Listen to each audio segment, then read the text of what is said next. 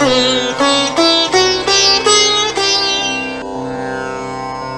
बाबा जी की। हाँ जी, जय भोले बाबा जी की। जय भोले बाबा जी की। हाँ जी, सर जय। मेरा आपसे एक सवाल था हम्म। कि क्या मोर पंख को घर में रखना शुभ है या अशुभ? हमें मोर पंख को घर में रखना चाहिए या नहीं? देखिए, सवाल तो आपका बहुत अच्छा है, पर वही है ना, अब हमारा नाम ही है पागल बाबा, तो हमारे विचार थोड़े से अलग रहते हैं, क्योंकि हम थोड़ा गहराई में या तो किसी की बात की बहुत ही, या एक्चुअली क्या है, हर मनुष्य के पास अपनी अपनी बुद्धि के हिसाब से सारी चीजें हैं। तो जैसे अगर आप कुछ सोच रहे हैं तो आपकी बुद्धि में जितना होगा उतना आप सोच पा रहे हैं, या परमात्मा जितना चाहते हैं उतना ज्ञान आपको मिल रहा है। ऐसा ही हमारे साथ है। तो कई चीजों की तो हम बहुत गहराई में चले जाते हैं, और भगवान की दया से कुछ वीडियो हमने पहले बनाई भी है, भक्तों ने काफी पसंद की, पर भोले बाबा जी के आशीर्वाद से अब तक कोई नेगेटिव कमेंट कभी आया नहीं, क्योंकि विचार लोगों को सही लगते हैं।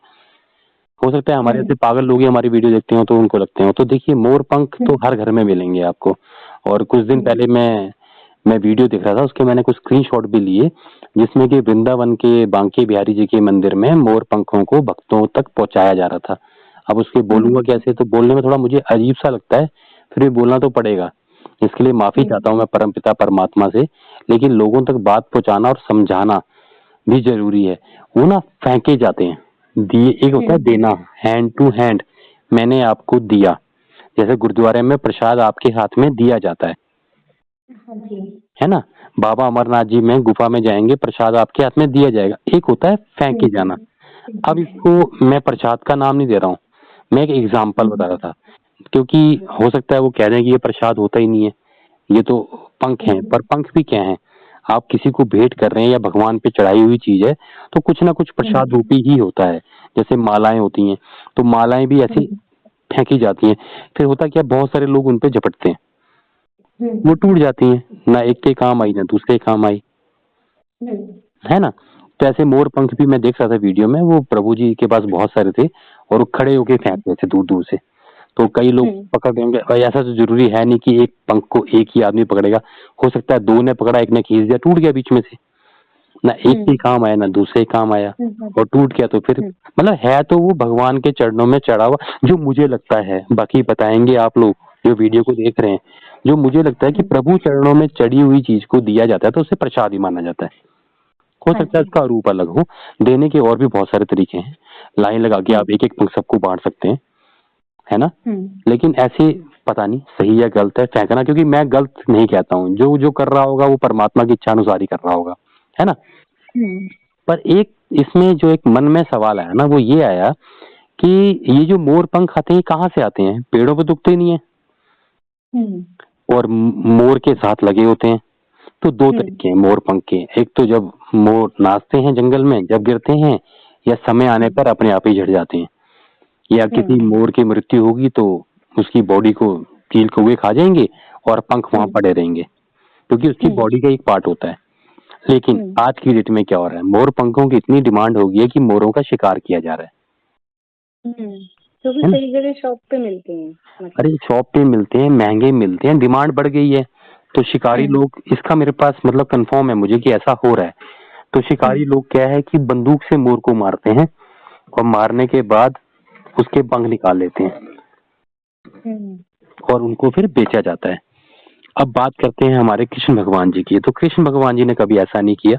उन्हें भगवान कभी किसी को क्यों मारेंगे अपनी सुंदर, तो जंगल में जाया करते थे गैया चराने के लिए, तो वहां मोर आया करते थे, नाचा करते थे, तो पंख जंगल में गिर जाया करते थे, तो वो उठा के उन्होंने अपने सिर पे लगाए थे। अगर ऐसे हमारे पास भी बहुत सारे जंगल है, मैं भी जंगलों में घूमता हूँ, तो वहां मोर पंख मिलते हैं, तो हम उठा के लाके अपने घर में रख लेते हैं, कि अच्छे होते हैं, शुभ माने जाते हैं, छिपकली नहीं आती है। और बल्कि मोर पंख से तो बताते हैं कि किसी को जादू टोना हो गया हो तो उसका झाड़ा भी लगा दें, क्योंकि पवित्र, क्योंकि जिस चीज को स्वयं श्री कृष्ण जी ने अपने सिर पे लगाया है वो अपवित्र कैसे हो सकती है, अपवित्र तो नहीं है तो पवित्र, और इतना अच्छा सुंदर पक्षी है मोर, है ना। और मोर के अंदर गुण भी काफी सारे होते हैं, वो तो अलग सी बात है, उसके बारे में बाद में बात कर लेंगे। तो अशुद्ध नहीं है, पर हाँ अशुद्ध क्या है, जो मोर को मार के पंख बेचे जा रहे हैं वो अशुद्ध है। तो आपके पास या मंदिर में जो भक्त चढ़ाने आ रहे हैं वो कौन से पंख हैं, तो मेरी तो हाथ जोड़ के विनती है कि अगर कोई जंगल में घूमने जा रहा है उससे पंख मिलता है तो वो जरूर ले इसको, उसको मंदिर में भी चढ़ा के आए, कृष्ण भगवान जी के बिल्कुल मुकुट पे लगा के आए, कोई चिंता नहीं है। पर अगर हाँ मोर को मार के फिर पंखों को दुकान पे बेचा जा रहा है, उन्हीं पंखों को हम खरीद रहे हैं और मंदिर में चढ़ा रहे हैं, और उन्हीं पंखों के मतलब भगवान को मोर इतने अति प्रिय थे और आप उनको गोली मार के उनके पंखों को निकाल के भगवान के चरणों में रखोगे तो भगवान खुश होंगे क्या? नहीं। खुद सोचो कितनी गहरी वाली बात है। पर मैं कहूंगा भैया मुझे थोड़ी पता है कि ये मार के ला रहा है या ऐसे ला रहा है। अरे भैया इतने पंख कहाँ से आएंगे, इतने पंख थोड़ी चढ़ते हैं। कभी आप इसकी बात की गहराई में जाओ ना कि जो चीज हम कर रहे हैं, मोर पंख खरीद रहे हैं मत, और ईश्वर को क्या चाहिए आपसे? कोई मोर पंख नहीं चाहिए, भगवान के पास पूरी सृष्टि है, उनके पास जितने चाहिए होंगे उनको एक ही चाहिए।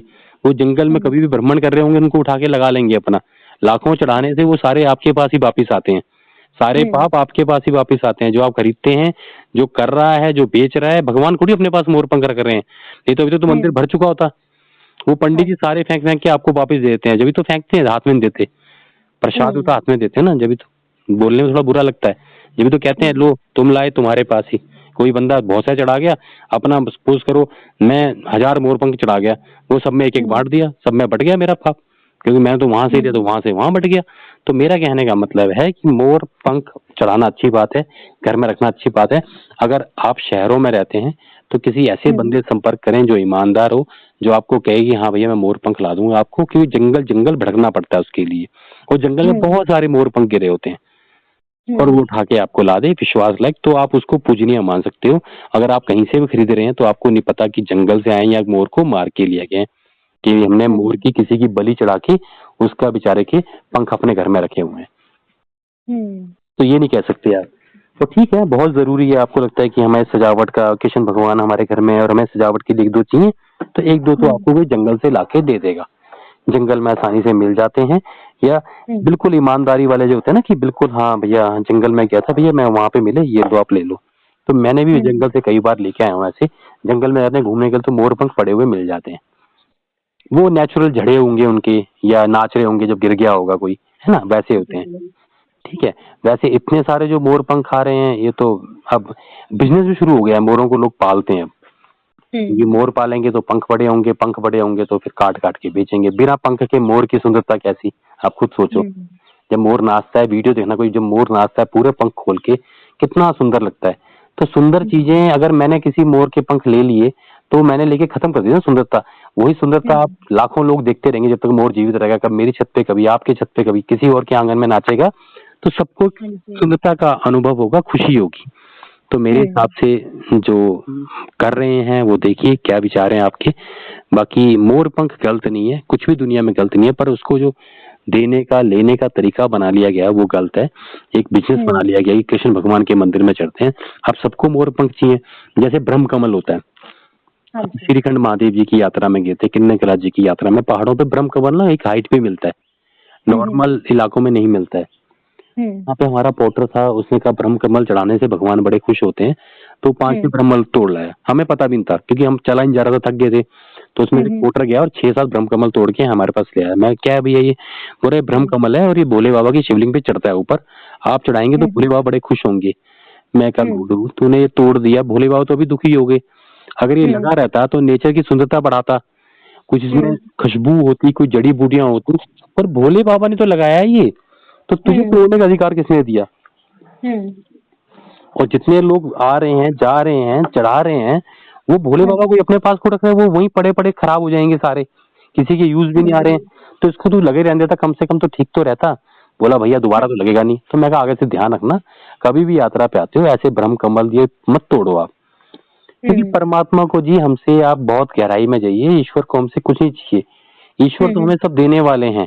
अगर कोई फूल लगा हुआ है, ठीक है आपके पास, जैसे हमने यहाँ पे बगीचा लगा रखा है, अभी मैं आपको दिखाऊंगा, मेरे यहाँ धतूरे के पीले पीले फूल बहुत लगे हैं, बहुत सारे लगे हैं, और मैं 1000 फूल लगे हैं, उसमें मैंने एक तोड़ लिया अपनी खुशी के लिए, कि भगवान सुंदरता के लिए, कि मैं भगवान की शिवलिंग पे चढ़ा देता हूँ, तो एक अलग बात है। लेकिन ऐसी अद्भुत जगहों पे, पवित्र जगहों पे कहीं कहीं कोई ब्रह्म कमल लगे हैं, ब्रह्म देखा, ब्रह्मा से जुड़ा हुआ नाम है, ब्रह्म कमल लगे हुए हैं, और उनको तोड़ के फिर आप चढ़ा रहे हैं, कोई तुक बनता नहीं है।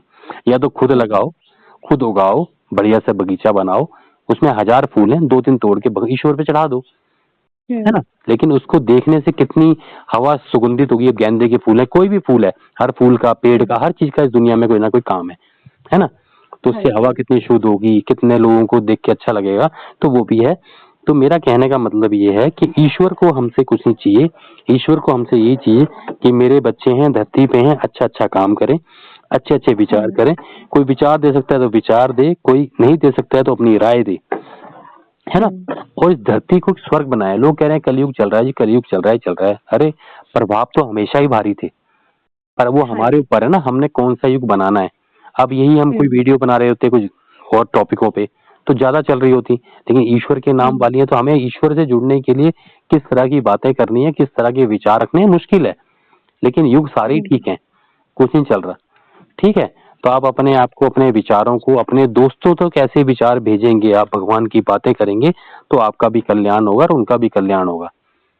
समझ रहे बात आप? हाँ जी। हाँ, तो ये बहुत जरूरी है। इस बात का भी आप अपनी राय दीजिएगा कि जो देते हैं वहां से पंडित जी फेंक के ये चीजें, उसमें आधी चीजें टूट जाती हैं, आधी भक्तों तक पहुंचती हैं, उसका तरीका कुछ और भी हो सकता है, पहली बात। और भगवान की वजह से मैं बताना ही चाहूंगा, ऐसे बहुत सारे टॉपिक हैं जिसपे हमने वीडियो बनाई है और उनपे इम्प्रूवमेंट हुए हैं। बड़े बड़े विद्वानों ने सुना और समझा उस चीज को कि हाँ भैया ये बंदा कह तो सही रहा है यार, हम करते गलत है। इससे बढ़िया लाइन लगा के अगर बांट दिया जाए उनको, और फिर ठीक है, इतने सारे अगर मोर पंख रोज बटेंगे तो मोर पंख आएंगे कहाँ से?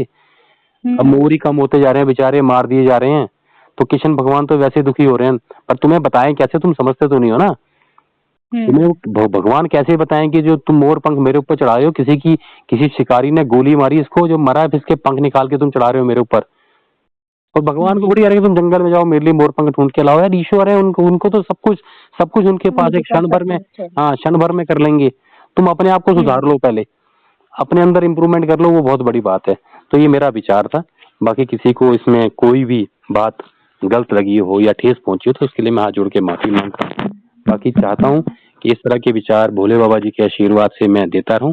आपके मन में कोई सवाल हो तो आप क्वेश्चन पूछ सकते हैं, तो उन विचारों को भी हम आगे करें। पर हाँ, आप अपनी राय जरूर दें। आपका इतना ही कर्म है कि आपको ये बात सही लगी या गलत लगी। कुछ और राय देना चाहते हैं तो दें, नहीं तो हाँ या ना में जरूर लिखें, ताकि हमें पता चले कि वाकई जो हम सोचते हैं वो सही है गलत है। ठीक है जी? ठीक है। ईश्वर हम सब पर अपनी कृपा इसी प्रकार बना रखें। जय भोले बाबा जी की। जय भोले बाबा जी की।